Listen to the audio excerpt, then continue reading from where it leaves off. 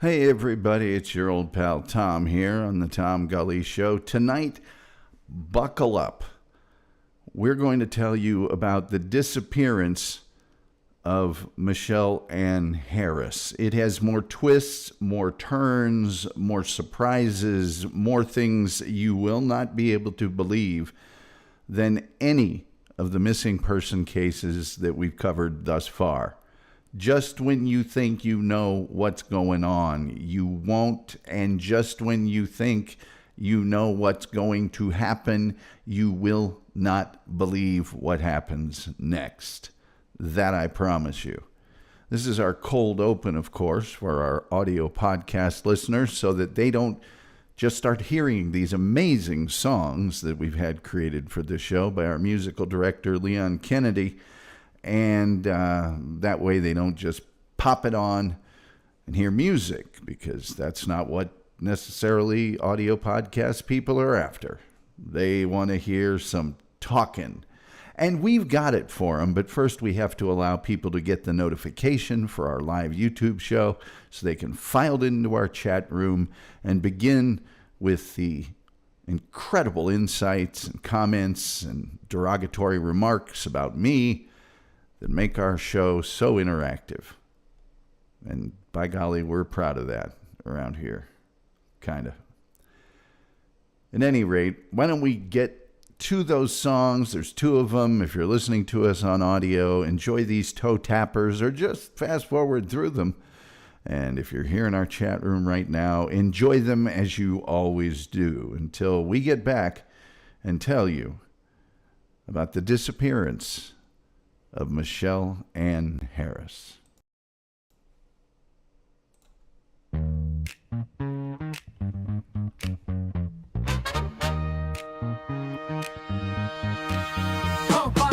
Tom Gulley's got a mic in his hand. Ooh yeah, talking Bigfoot tracks in the sand. Hole punches, spiders, conspiracies tight.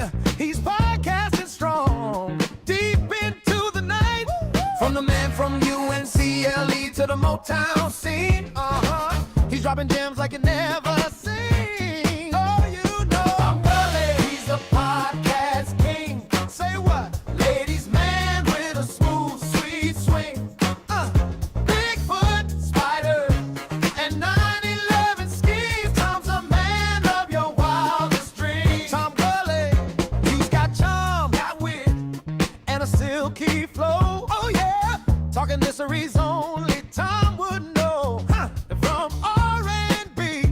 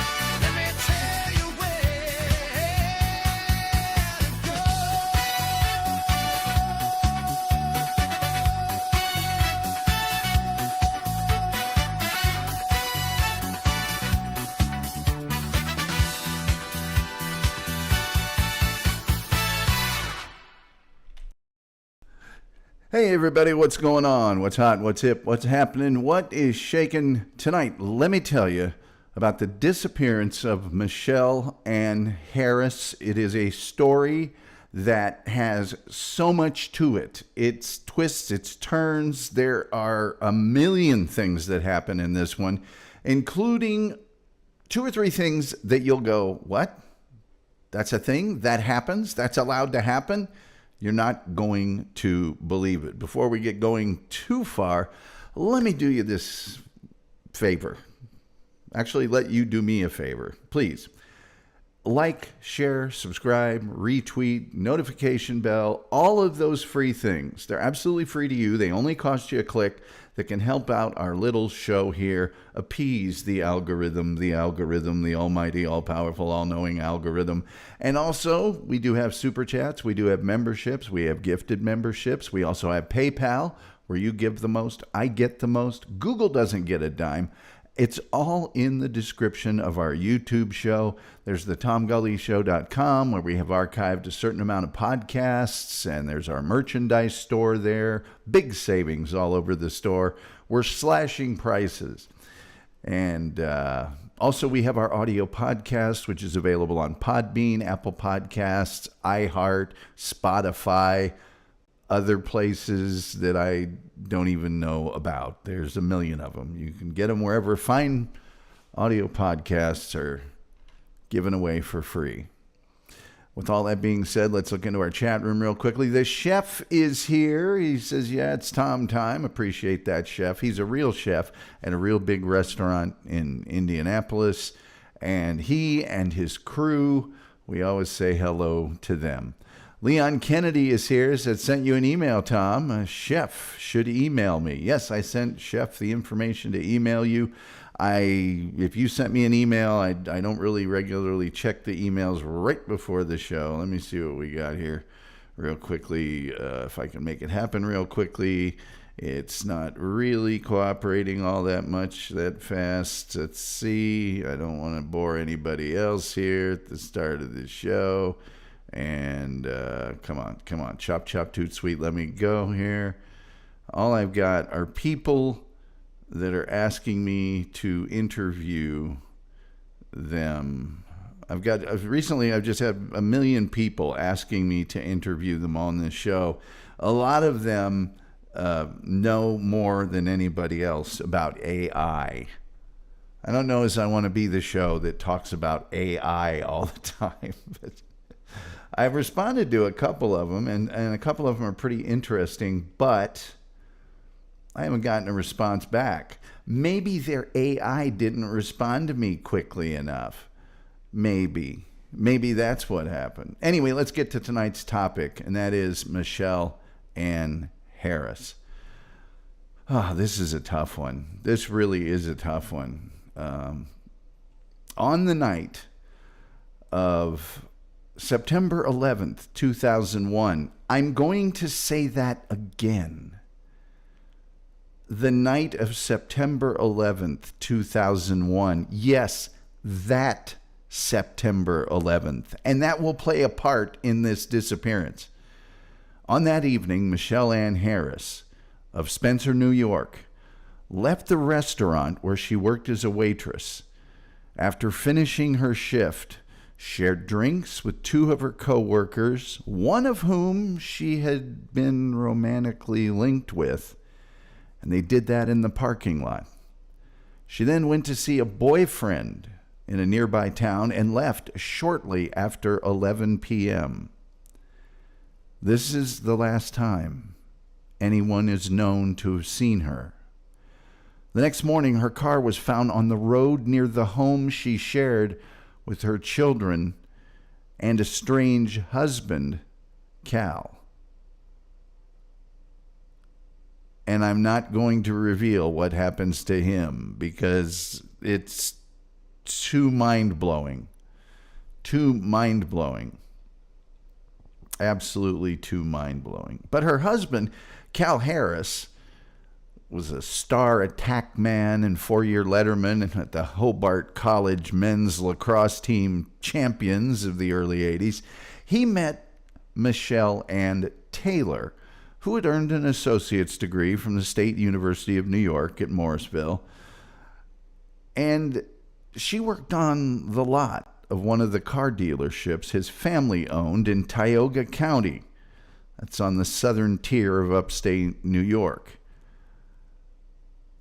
They married in 1990 and settled on a 252-acre estate outside the village of Spencer, where Michele had grown up. She had the first of the couple's 4 children in 1994. In 1999, the marriage started to fail when Michele discovered, while pregnant with their youngest child, that Cal had been having an affair with another clerk on one of the car lots. Now, he justified this affair. How? On the grounds she was not keeping the house clean enough. When she confronted him, he promised to end it, but she later learned did not end it, rekindling it, in fact, on a vacation with this other clerk to Barbados. Well, after her son was born in October of 2000, she stopped sharing a bed with her husband, sleeping on the couch in the family's home. A month later, at a bar, she met a man named Brian Early. He was a younger man visiting from the area of Philadelphia, where he worked as a surveyor. Soon, the two were having discreet meetings in the Poconos of nearby northeastern Pennsylvania. And the two went as far as to use phone cards when they called each other, so that caller ID would display as just a random jumble of numbers in order to keep their relationship a secret from Cal Harris and the children. A few months later, at the beginning of 2001, Michele filed for divorce.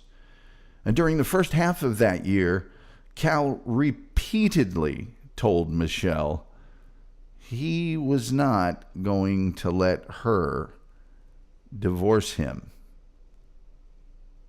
under any circumstances. A woman named Barb Thayer, who will become very important later on in this story, was the couple's nanny, and she recalled hearing frequent, loud arguments. Cal tried to get Michele's family to talk her out of the divorce, believing she'd been influenced by the people she was increasingly associating with because she'd had enough of him, and he tried to convince them that she might even be using drugs. Now, I'll point out there's absolutely no evidence moving forward that she was doing any such thing. Michele told her sisters that at one point in March of 2001, Cal told her during an argument that he would not need a gun to do away with her and that the police would never be able to find her body. She also let her hairdresser overhear her husband threaten to kill her and make her disappear over the phone in July. So in front of her hairdresser, she just, boom, hits speaker and lets the hairdresser overhear him saying that he's going to do away with her and make her disappear. This happened in July. In June, Cal was ordered to pay her $400 a month and to continue to pay all the expenses related to their house until the divorce was final. You remember, they lived on this beautiful 252-acre home lot. Cal was also ordered to give all of his guns to his brothers and father until the divorce was over and Michele had moved out. The court estimated his net worth at $5.4 million. and he offered her full custody of the children and a settlement of $740,000 over the next 10 years. But she rejected it. And incidentally, if you're worth $5.4 million and you're getting a divorce, it's reasonable to believe you're going to get a lot more than $740,000, and you certainly are going to get it a lot quicker than over 10 years. Maybe that's why she rejected it. Now, Cal's payments to Michele supplemented, because believe you me, they were in the middle of a divorce, and he was not free with the money. So the payments he was ordered to make to Michele supplemented what she earned part-time waitressing at a place called Lefty's, a restaurant in the nearby village of Waverly that she had started in April of 2001. Now, her boyfriend, Brian Early, left his girlfriend and moved to Tioga, another town in the area in Tioga County, that June, expecting that the two would marry soon after her divorce. While she was interested in a long-term relationship with him, she told her friends she did not plan to marry him, perhaps because of the unhappiness of her current marriage that she was in the process of getting a divorce from. Brian Early gave Michele the keys to his house to let out his dogs, if he happened to be working late, and she left some belongings there because some nights she would come there after she was done working as late as 2:30 in the morning. However, Brian Early was not her only love interest at this time. For 2 months, she had a relationship with Lefty's manager, Michael Casper, and she didn't tell anybody else about that. Another employee of the Harris family car dealerships later admitted to having makeout sessions in the back seats of cars on the lot, and there was also a man from Texas about whom little was known that she was also linked to. The tension in the Harris house abated by August. Cal offered Michele $80,000 annually in alimony and child support, along with the custody of the children. He had no problem giving up custody of these children. Through her attorney, she filed for a court-ordered appraisal of his business, and that appraisal was to be charged to him at a cost of $30,000. The trial was set for October 22nd, 2001.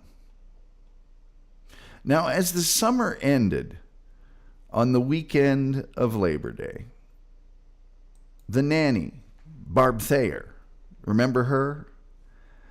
She noted that Michele seemed happier than she had in a while. Michele confided in her that she had decided to accept Cal's offer, but hadn't yet told him.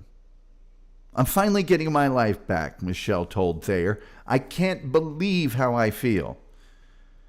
She was scheduled to talk to her lawyer on September 12th. And this was not the only significant event Michele had planned for the second week of September 2001. Over that coming weekend, she told Cal she was taking a trip to New York City to visit a college friend. Excuse me.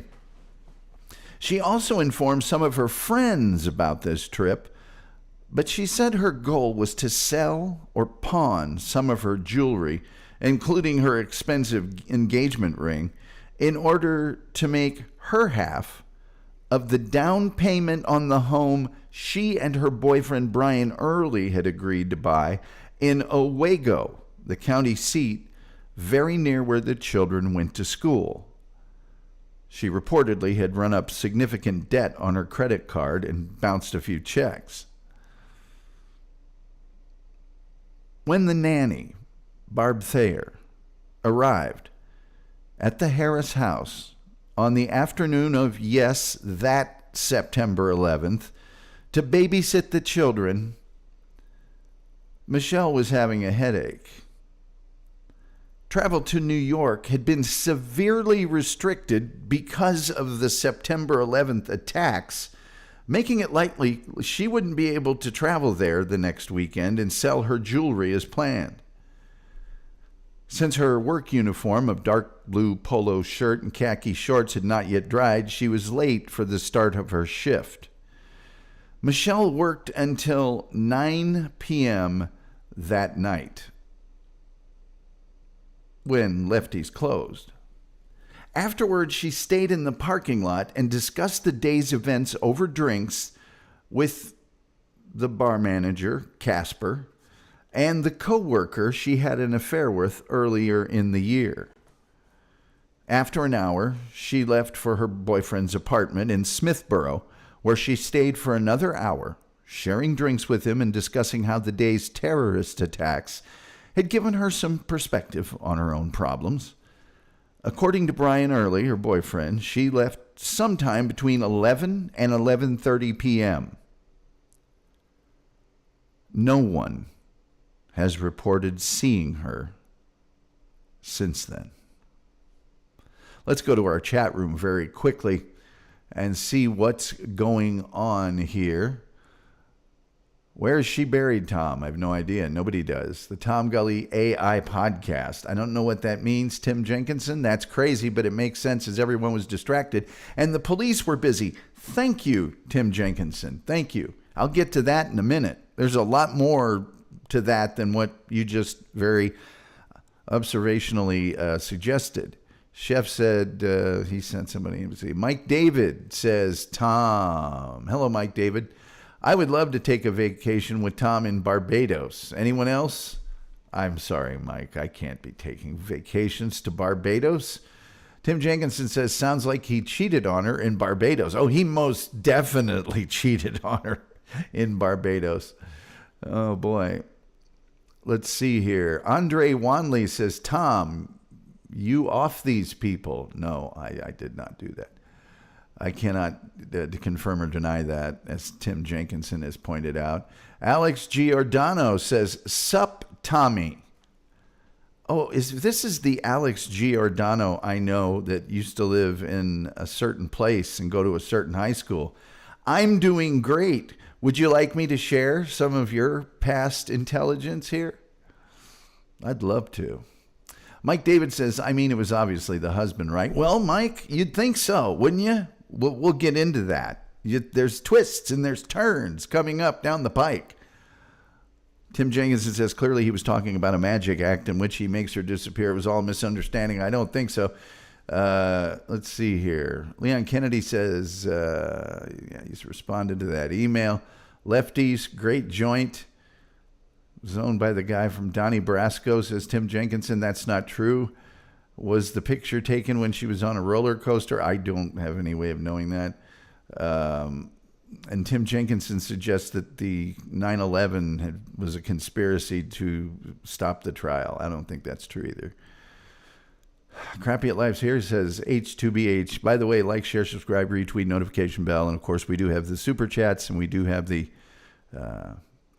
memberships. And in the event that you'd like to make any more of the incredibly clever remarks you've all been making, I would recommend doing it in super chat form because I don't think I'm going to read any more of them.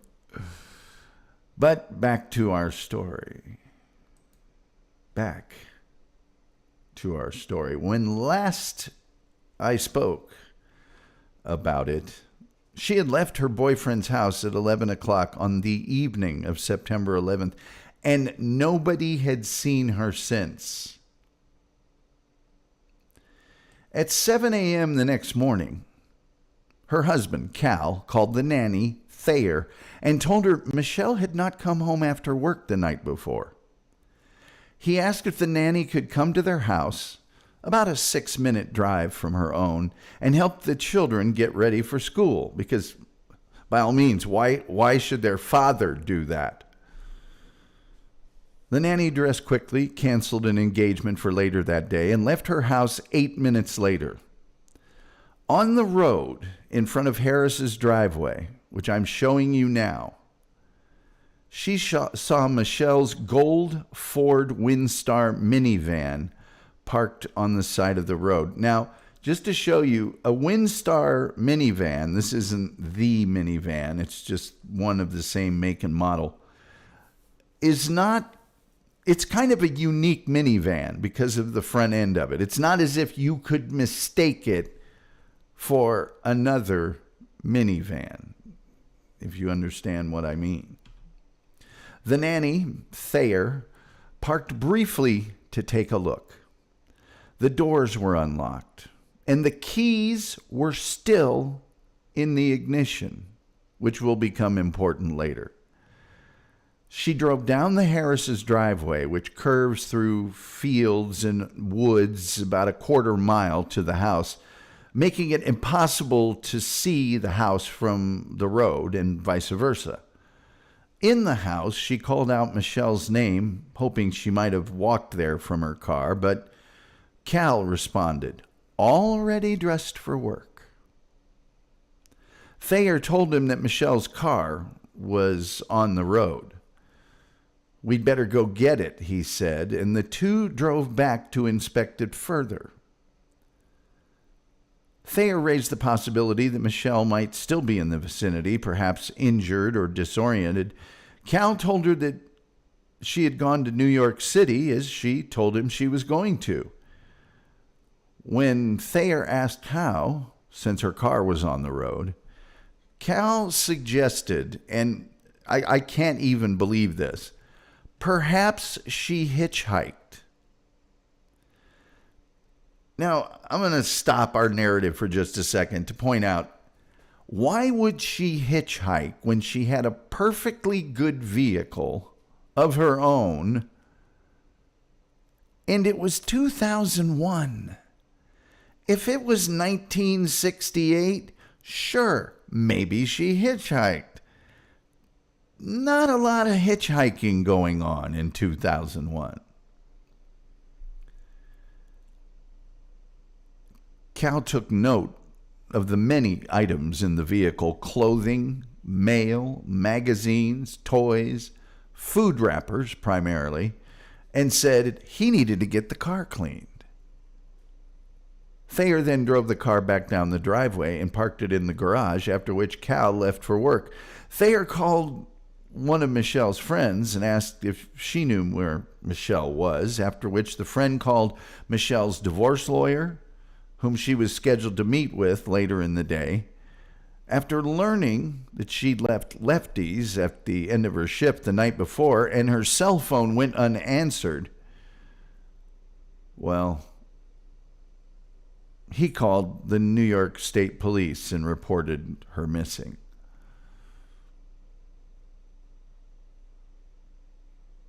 The divorce lawyer. Here's another question for you that will come up again a little bit later. When Cal was told by the nanny that her car was at the end of the road, he said, well, then we better go get it. How did he know the keys would be with it? Just a question. Just a question. So the investigation begins, and I can see many, many chats in the chat room. Let me check out some of them.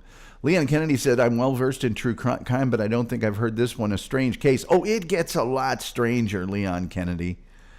Rumpled Trenchcoat is here, the great Rumpled Trenchcoat, a Columbo podcast. Please check that out on YouTube. You will love it. He says, we looked at Gold Star minivans at one point. You're right, Tom. You're not mistaking that for a Buick. Rumpled Trenchcoat says, when Cal and the nanny started looking around for her after finding the car, Cal gave it away a little by looking in shallow graves and storm drains. No, not at all. Tim Jenkinson is Tim, I would answer your question, but it's a little bit of a spoiler. That'll come up later in our story. Kinda. The state police in Tioga County had much more limited resources, as Tim Jenkinson pointed out in our chat room earlier, available to them that morning than they normally would for a missing persons case, since the majority of the troopers and investigators in the area had been bussed down to New York City to provide additional security and manpower in wake of the 9/11 attacks. Among them were experts in forensics. Many of the department's dogs and aviation had also been diverted to Lower Manhattan. Two of the investigators who remained went to see Cal at his dealership at 9:40 a.m. Cal told them Michele had never failed to return home after her evening shift at Lefty's. He accompanied the investigators back to his property and gave them written permission to search it. Then he returned to work. Cal added if they needed to take the minivan, they could, but he wanted it back afterwards so he could have the oil changed, something he said Michele always neglected to do. He told the investigators that she may have been using cocaine with some of the other people she had gotten to know in Waverly, and they should pump the blank out of them. No deflection there. Police also searched the Harris property with helicopters and dogs, including divers and sonar in both the small pond near the driveway and 29-acre Empire Lake, which borders it on the east. In Waverly, they interviewed staff at Lefty's and talked to the manager, Casper, and his friend Michele, coincidence in the first name. Casper and his friend, who Michele had shared drinks with in the parking lot before going to her boyfriend's. Suspicions were raised about the former pair when a background check revealed that Casper, the manager of Lefty's, had a history of cocaine use and a conviction for assaulting a former girlfriend. And the other man had served a 10-year prison sentence in Arizona for something that rhymes with grape. There was no evidence connecting him to Michele's disappearance, and after he, Casper, and Early, the boyfriend, and by the way, the boyfriend had also allowed the police to search both his apartment and his family's hunting cabin in neighboring Bradford County, Pennsylvania, they all passed lie detector tests, and they were cleared as suspects. Well, that left Cal Harris himself. Yes. Who, because of the pending divorce and the likelihood of a very large settlement, did have a motive to do away with Michele. 3 days after she disappeared, Joseph Anderson, a state police forensics investigator, entered the house's open garage, where he saw what appeared to be red blood spatter on the wall. And there was more on the doorway to the house. Well, this was used to obtain a search warrant for the house, and further investigation discovered similar stains in the foyer and the kitchen near the garage. A presumptive test found the substance that left the stains to be human blood, and it was collected and preserved for later DNA testing.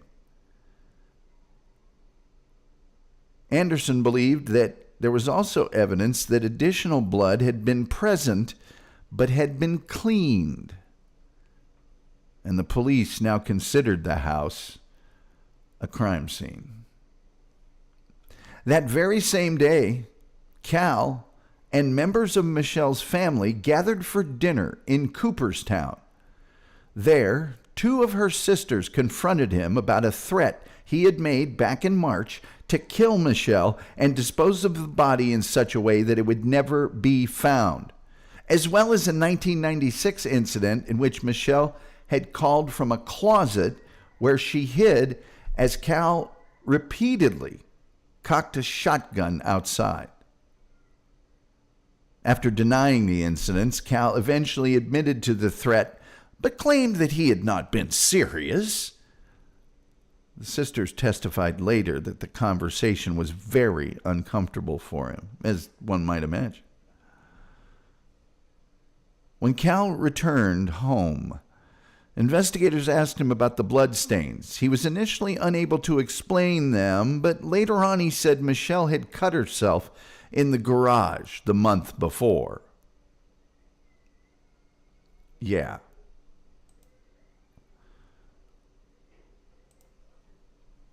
Just the month before, you know.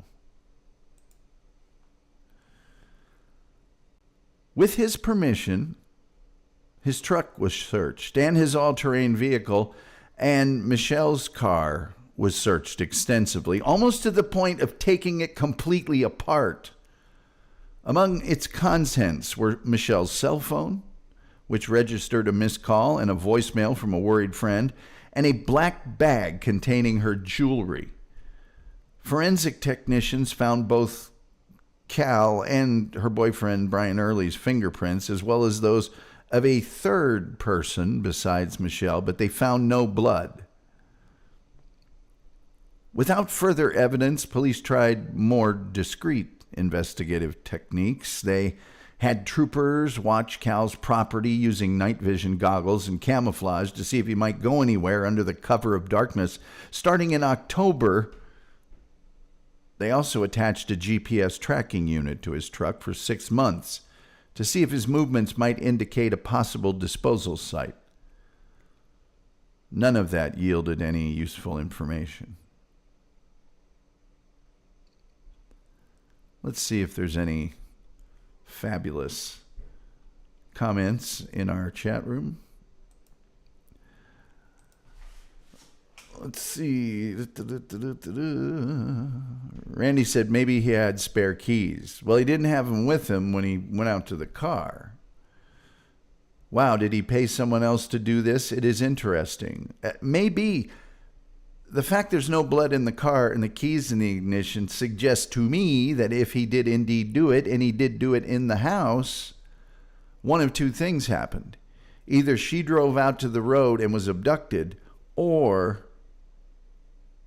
and taken back to the house, or she was in the house and he drove the car out and left the keys in it and walked back himself. Rumple Trenchcoat says, "Oh, officer, my wife said she wanted to disappear for years. She said this. No, I never told anyone before today." Michelle's sister, officer, I thought it was a little odd when Cal said he'd kill my sister, make her body disappear, and he'd do it on a day when the World Trade Centers are destroyed. I don't think that's what he said. I think you know that. I think you're having sport with me, which is fine. That's what I'm here for. After the initial investigations, the case went completely cold for the next several years. Local media coverage was, pretty much limited to stories around the annual anniversary that rehashed the case and primarily reported there was nothing new to report. The police continued to believe that Cal had killed Michele by some means and disposed of her body somehow, but they also had insufficient evidence for conviction. In 2005, 4 years later, the anniversary story said the police were expecting a break in the case soon. That same year, they re-interviewed someone named Jerome Wilsinski. He was the hairdresser that Michele had allowed overhear Cal's violent and profane threats to her, including to kill her and make her disappear. That happened over the cell phone less than 2 months before she did, in fact, disappear. When police first spoke to him shortly after that, he hadn't told them about the threats. 4 years later, he did. With the evidence of a second threat closer in time to the homicide they believed had occurred, they felt they could now secure a conviction even without the body. Mark Lester, the state police captain overseeing the investigation, told CBS's 48 Hours in 2010 the case wasn't getting any better. There were really no new significant leads or evidence coming in, but win, lose, or draw, this case had to go to trial. A Tioga County grand jury indicted Cal on one count of second-degree murder on September 30th, after which state troopers went to his Ford dealership outside Owego and arrested him in front of his employees, not only handcuffing him, but putting his legs in irons, which I thought only happened in like pirate movies, but apparently, no, it can still be done. Cal was tried. This is the part of the story that to me is perhaps the most unbelievable. It really is. It is absolutely just what? Cal was tried 4 times over the next 11 years in 2 counties with 5 judges from 4 different counties presiding and 3 appellate courts hearing the case. I'll cut to the chase. He was convicted twice. The first trial was delayed after the indictment was dismissed and a new judge assigned due to some issues between the first judge and the Tioga County District Attorney. When that trial was finally held, Cal was convicted.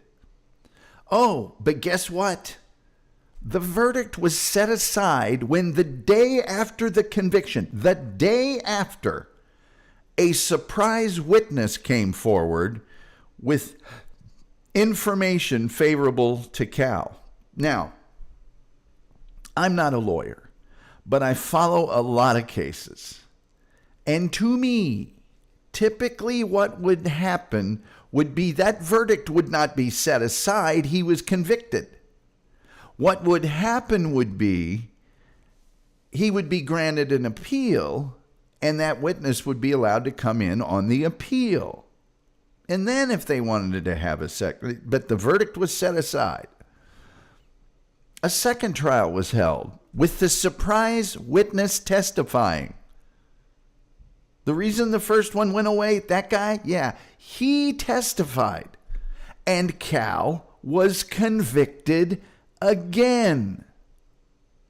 And that conviction was upheld on appeal. But then Cal appealed to the Court of Appeals, New York's highest court, which reversed the lower appeals court on not the evidence, but procedural grounds. For the third trial, a change of venue was granted due to a different upstate county being a better place because of the publicity around the first 2 trials. And that jury deadlocked, resulting in a mistrial. The judge granted Cal's motion for the 4th trial to not be a jury trial, but a bench trial, where a judge would decide the issue. And in 2016, Cal was acquitted. Incidentally, here are his grown children by this point, who apparently by this time were on their dad's side. I don't understand why. The dad was willing to give him up for custody every single time it came up. He'd say, you take him, you take him, you take him. But by the same token, this guy, scammy, schemy guy, had 15 years to kind of woe is me it. I don't know. But those are his children 15 years after their mother disappeared.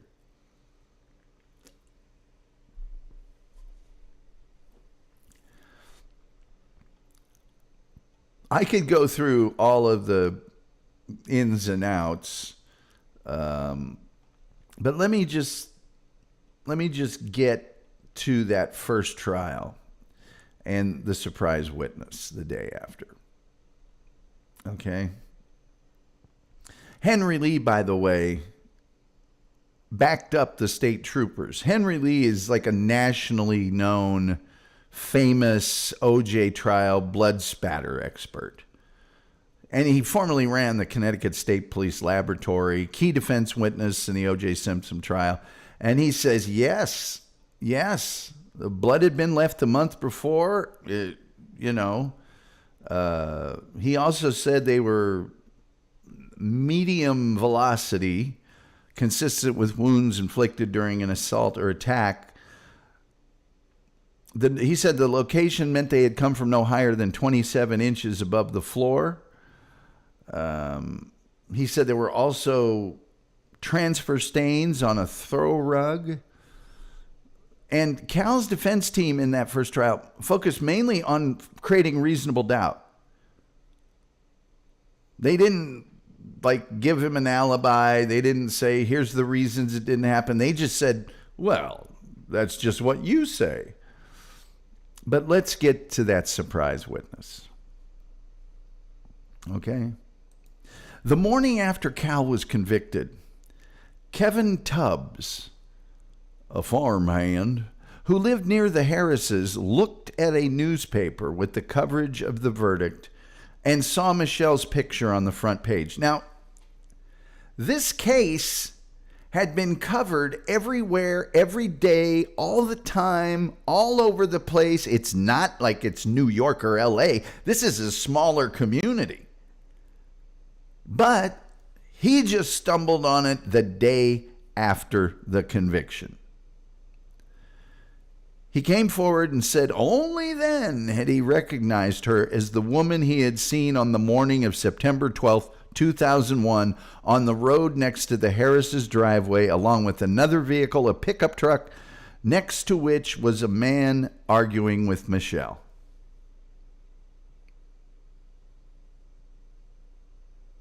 This is like 6 a.m. What happened during those 7 hours? How did her car get out there? Why did she leave it?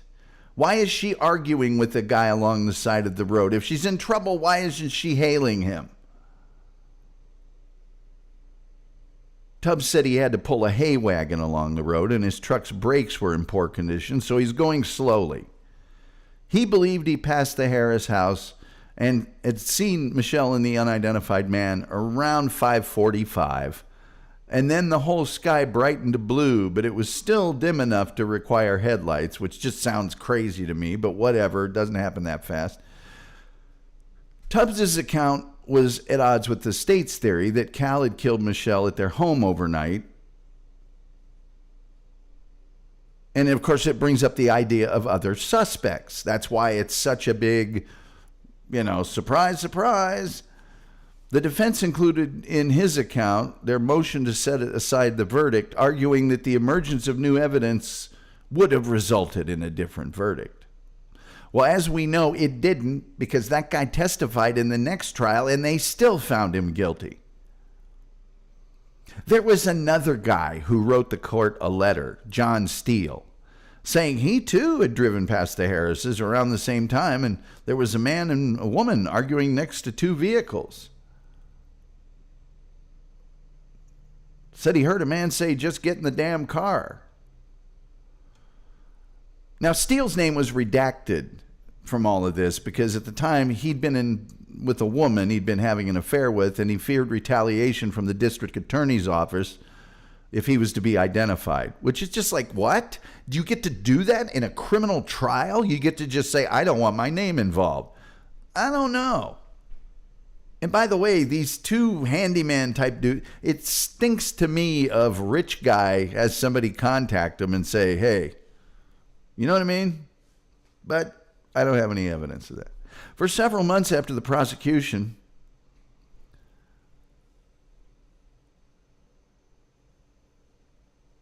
they tried to learn Steele's identity on the grounds it was needed for an ongoing police investigation. And guess what? In October of 2008, Steele dies. So the question of identity is, forget it. And now his, testimony is inadmissible. They did it all over again. They got Tubbs up on the stand. He was cross-examined by the prosecutors closely.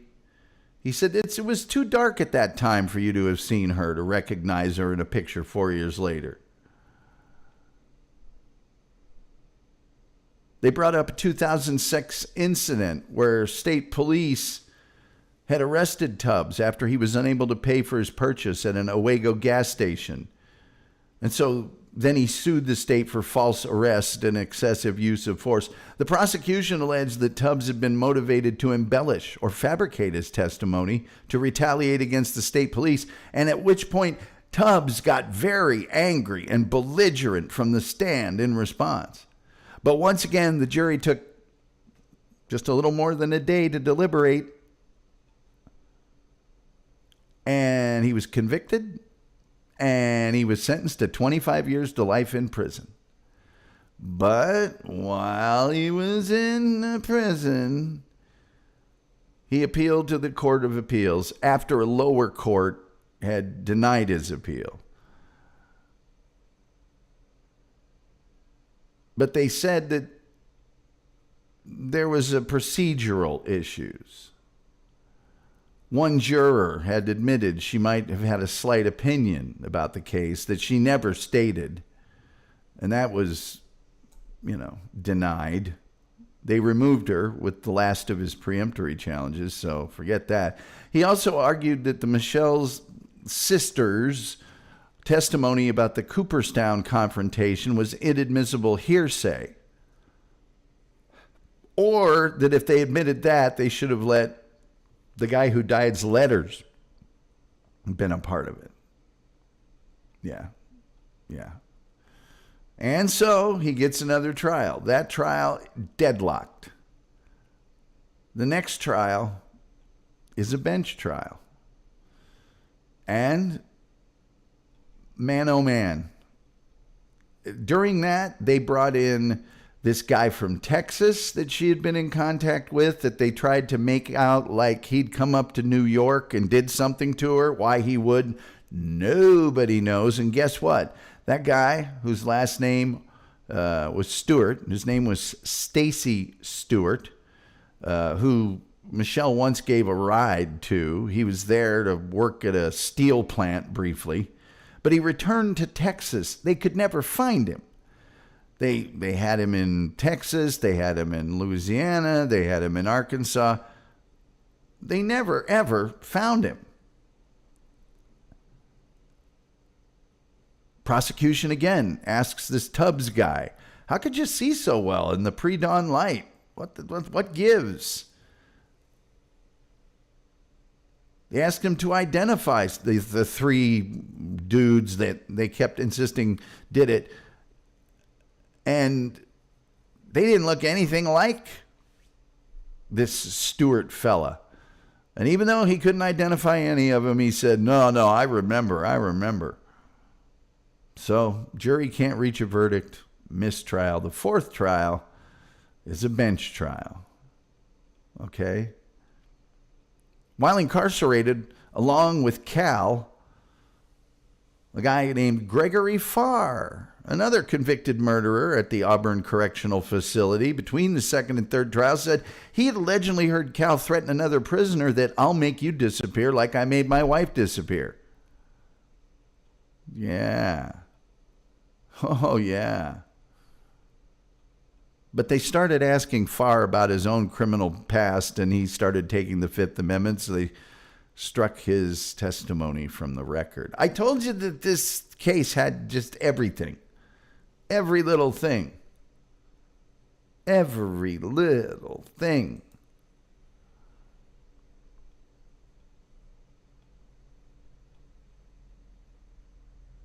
Tubbs takes the stand the fourth trial. And They get a guy who was returning to the area from New York, and he went past the driveway at 12:30 a.m., didn't see any vehicles parked there.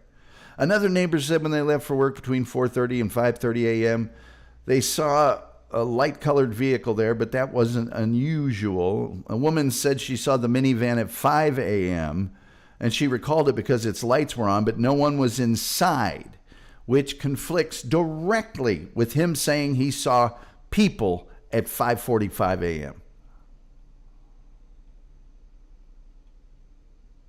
The defense brought in a lot of people that basically character assassinated Michele, you know.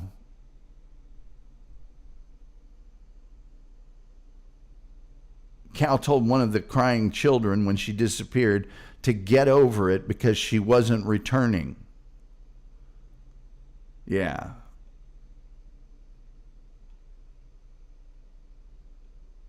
Yeah.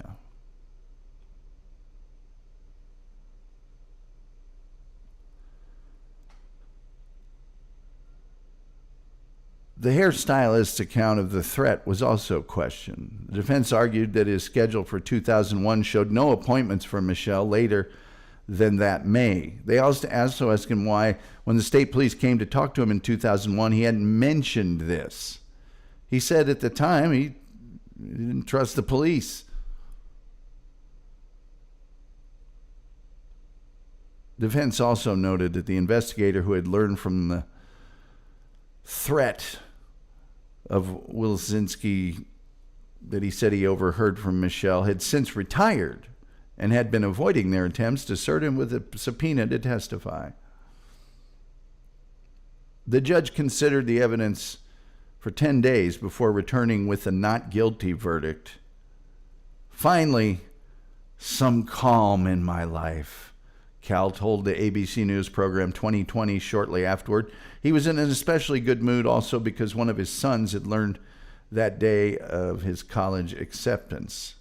Hey, what happened in the aftermath? Well, of course, Cal proved what a stand-up citizen he was by going on to be a model person in the community. No, that didn't happen at all. 3 weeks after his acquittal, Cal was arrested around the Oneonta home of Terry Schultz, one of the state police investigators in his case, on stalking charges.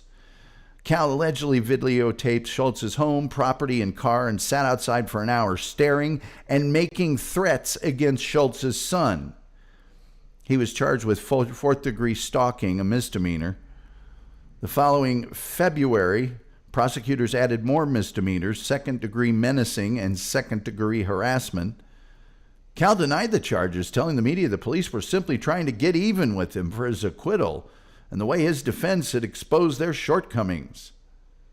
He explained he'd been in the area to buy a drone from someone who'd been selling it online.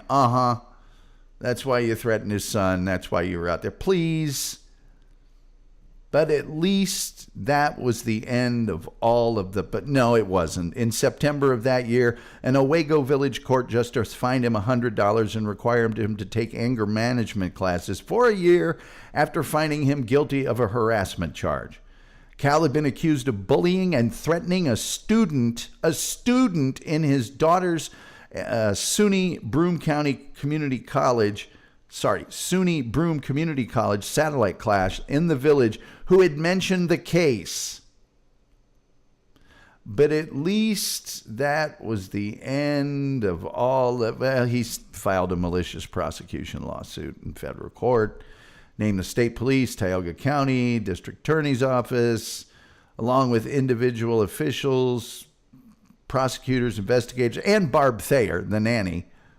You know, the one that he called to dress his children before school because he couldn't do it. Yeah.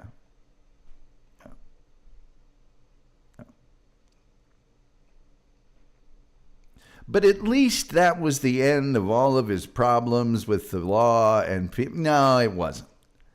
At the end of 2017, Cal was arrested again after a driver on Interstate 81 in northern Cortland County called police to report that a white pickup truck had struck their vehicle and driven away. When state troopers pulled the vehicle over, guess who? Cal was behind the wheel. He was charged with driving while intoxicated and leaving the scene of an accident. Speaking to the media about the accident after being arraigned in January of 2018, he had admitted to having a few drinks hours beforehand, but denied striking the other vehicle. The driver who reported him to the police had in fact been the one who'd been driving erratically and cutting other drivers off. It's always somebody else's fault, as he had with the stalking charge. He claimed the state police had again brought the charges to retaliate against him. Yes, I'm sure the state police somehow maneuvered you into a bar and poured liquor down your throat, shoved you into a vehicle, and pointed you down the road. Oh, wait, I don't think that actually happened. After the verdict, Cal had told ABC he was selling the home and the estate where he and Michele and their children had lived. He'd been trying to do so through the 2010s, asking nearly $2 million for the property at one point, but took it off the market in 2017. Michele and her family remains convinced that Cal killed her. Cal and Michele's 4 children, as I mentioned, well, they have continued to support their father and do not interact with Michele's family much. Like father, never mind. In all fairness, in 2020, David Beers, a private investigator Cal had originally hired to find Michele, who later worked for his defense team, published a book about the case called Reign of Injustice, arguing strongly for Cal's innocence as a victim of sloppy police work. But that doesn't sound very unbiased to me, you know. And that, ladies and gentlemen, sadly, is all I have to tell you about the disappearance of Michele Ann Harris. And let's just say, hopefully someday she will be found and give some peace to her family and shed some light on what actually happened here and bring to justice those responsible. Unless, of course, she just disappeared and she's living in the Cayman Islands or something, so that, we don't know. So let's see here. Tim Jenkins said, "Do they have pigs?" Not to my knowledge. Quadruple Jeopardy. Yes, Quadruple Jeopardy, Rumpled Trenchcoat. I had never heard of anything like this in my life. Not another trial. Was the judge a golfing buddy? Something was going on here. Rumpled Trenchcoat says they felt sorry for their dad since his wife was gone, perhaps. Tim Jenkinson said, "I bet Tubbs is far wealthier now." You'd think so, wouldn't you? Rumpled Trenchcoat, thank you so much. One of the more generous people that watches the show, Rumpled Trenchcoat, has sent 5 Tom Gulley Show gift memberships, and they were received by Johnny Brooks, Judy Tester, Creas, Goat, and Seabass. And 4 out of 5 of those people actually somewhat like me. Usually it goes to people who hate my guts. Rumpled Trenchcoat, thank you so much. If you haven't been watching Rumpled Trenchcoat, a Columbo podcast on YouTube, and you do love Columbo, you need to watch these episodes. Go to their page, subscribe to it, Rumpled Trenchcoat, a Columbo podcast, and then look at the name of the episode, go to Tubi, watch that episode, listen to their recap. It's fun, it's funny, it's insightful. You will enjoy it a great deal. I guarantee it. Tim Jenkinson says they have a long driveway, though you can't even see the main road. Yeah, twisty, turny, quarter-mile long. One of the places I lived in Utah, same deal, man. It was maybe even longer than a quarter mile. I think it was getting on to be almost a half a mile driveway, and it went up, it went down, you couldn't see the main road if your life depended on. Crappy at life remarks. See, why didn't they check Tubbs' bank to see if he had received any large payments? They might have done it in cash. Rumpled Trenchcoat says, "What a piece of garbage." That's the impression you get. And frankly, I have my own thoughts about guilty or innocent, which really don't matter to the world. But even if this guy was completely innocent of everything, kind of slimy.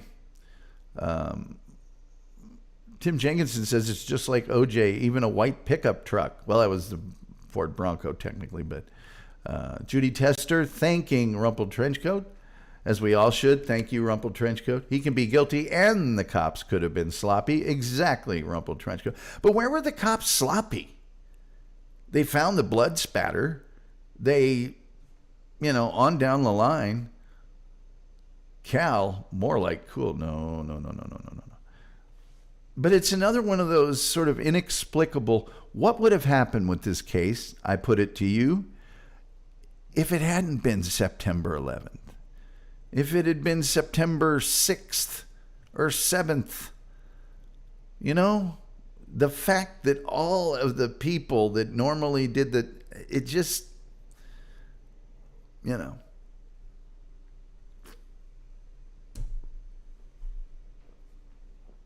24 years ago. And by the way, I think this came out. Let me see here. There it is. This came out. It has her at age 58. And I believe she was born in 65, which would make her 60 this year. So this missing poster is only from, a few years ago, a year or two ago. 5'2", 100 pounds. Probably not that hard to overpower. 2000 Ford Windstar van, New York dealer plates. So that is all I got to tell you about Michele Ann Harris. We do have a bonus show this week on Saturday at 3 o'clock Eastern. I will be doing a show about Public Domain Day, which was technically January the 1st. But I will tell you about all of the items that are now out of copyright and public domain for the world. And there's some very, very significant things in there that might surprise you quite a bit. I'll be telling you about movies that are now public domain. I'll be telling you about works of literature. I'll be telling you about art. And I will be telling you about music as well. Yes. Oh, yeah. I've got rhythm. I've got soul. I've got rhythm. Who can ask for anything more? Yeah, I can sing this now because it's public domain. Anyway, and a lot of other things. So, Sunday, by the way, 3 p.m. Eastern, the Smothers Brothers Comedy Hour. What do you think about that? And then next week, a bunch of other things, which I will figure out this weekend. Anyway, let's see. What else do we have here? He was framed by the globalists. No, he wasn't. Rumpled Trenchcoat says, say goodnight, Gracie, everyone. Goodnight, Gracie. Goodnight, Chef. And goodnight to all the crew, if indeed you're at work. And sometime give me the name of the crew, Randy, and I'll say goodnight to all of them individually, Chef. Crappy Liza, maybe she was nagging him. When you say that you cheated on your wife because the house was too messy or whatever he said, man, and he cheated on her with some gal at the car lot. I mean, please. Anyway, gotta say it. You guys are the best. Anybody you can share the show with, tell them about the show. If you have any topics you want me to cover, I will cover them at the drop of a hat and be happy to. So thank you all for being here. Thank you again to Rumpled Trenchcoat for very, very generously donating, 5 gifted memberships. Very much appreciated. And Mom always liked you best. Oh, boy. Oh, that's funny. But anyway, that's all we got for tonight. And we'll see you Saturday. And that old clock on the wall says it's time for me to Amscray. You don't have to go home, but you can't stay here. This guy says, thanks for another show, Tom. Thank you for being here. Thank you for being here. Let me see what I got here. What do I want to play as an outro song? What would make a nice outro song? What's the one about? I think Happy to Be Here. Isn't that the one with everybody's name, with Rumple Trenchcoat's name in it? I think it is. I think it is. And therefore, I'd like to play that one. He's been so generous. If it's not, I apologize. Is this the one with the...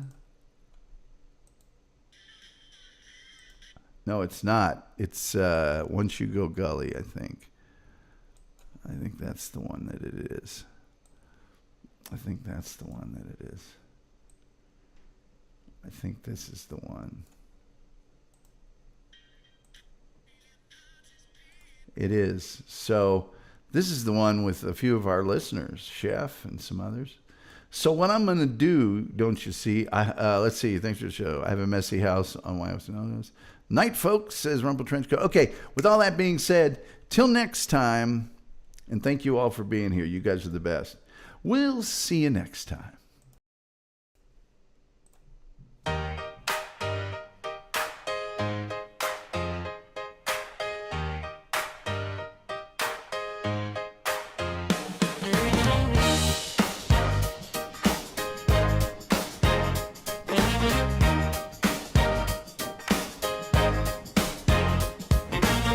Tom steps in shining, lifting spirits in the room. The wolf's already laughing with that friendly boom. Chef's in the kitchen, keeping everybody fed. Scott from Australia nods his bearded head. Rumple trench coat enters with a mystery to unfold. Tom brings the warmth, turning every moment gold. Once you go gully, you never recover fully. When the world feels unsteady, Tom will get you ready. Once you go gully, you never recover fully. Tom puts on the show, let the good times roll.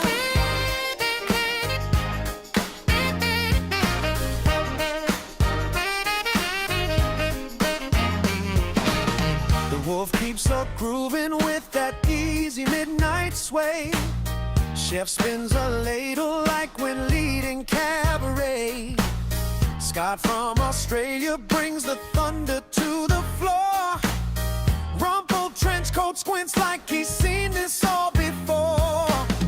Tom hits the rhythm and the whole room starts to move. Every single heartbeat falling deeper in the groove. Once you go gully, you never recover fully. When the world feels unsteady, Tom will get you ready. Once you go gully, you never recover fully. Tom puts on the show, let the good times roll. Oh, hey, yeah. Oh, yeah, yeah. When the lights turn low, Tom keeps the moment bright, lifting every spirit